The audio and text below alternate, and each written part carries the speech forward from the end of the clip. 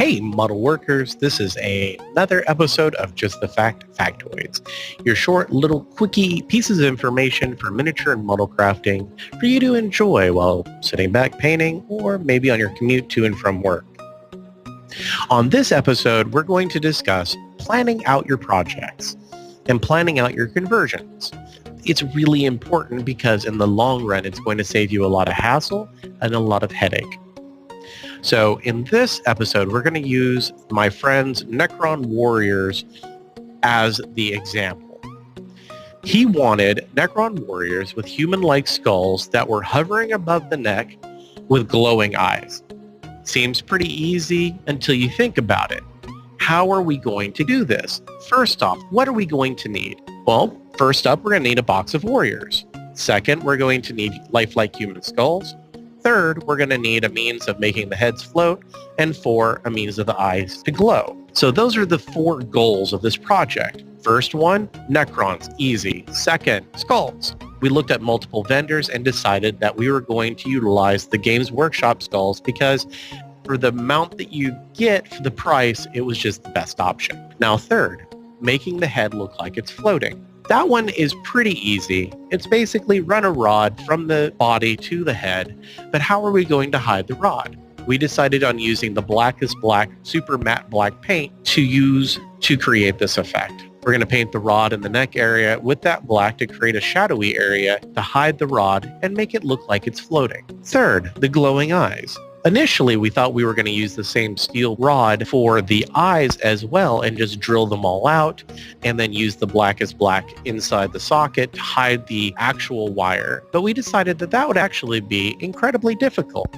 So instead, we decided to use plasticstyrene plastic rod, a really fine grade. Now what we're going to do there is we're going to make a jig out of a brass rod. If you don't know brass rod, it's a rod and tubes that are made out of brass. It's super soft, so you can actually sand it and carve it. And we're going to create a jig that matches up with the eye sockets of the skull that allows them to go in perfectly straight.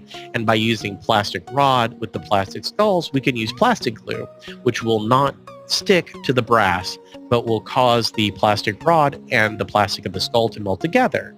So that was one problem that we came over. So by going through the steps, we decided we needed the Necron Warrior kit.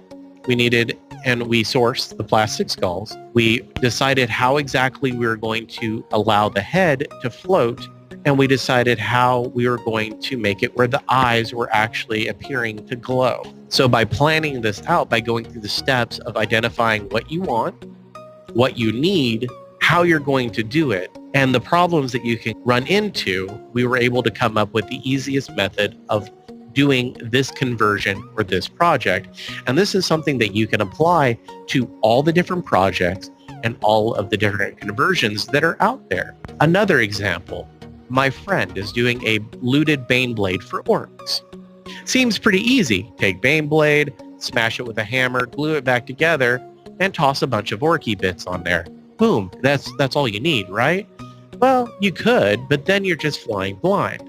Instead, you could take the kit, lay out what areas and what you want to do. Do you want to have a cool little tower? Are you going to put a very orky looking gun on it? Are you going to modify it?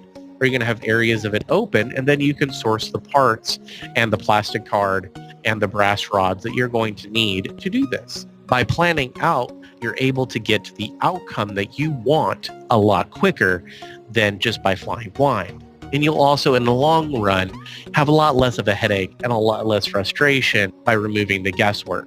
This episode has been on planning out your conversions and projects and how it makes your life easier. If you like this project and you want to hear more, smash that subscribe button below and make sure to ring that bell so you're notified whenever we post more of these or whenever we do one of our live streams or post one of our full-form tutorials.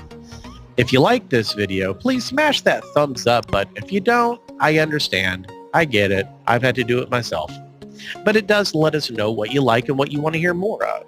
If you like what you're listening to, make sure to listen to the Models Workshop After Hours podcast. You can find all the ways to subscribe to that at models-workshop.com/podcast. You can also search Models Workshop After Hours on any major source such as iTunes, Google Play, Spotify, iHeartRadio, and numerous other retailers. Thank you for joining us on this episode of Models Workshop After Hours, Just the FAQtoids.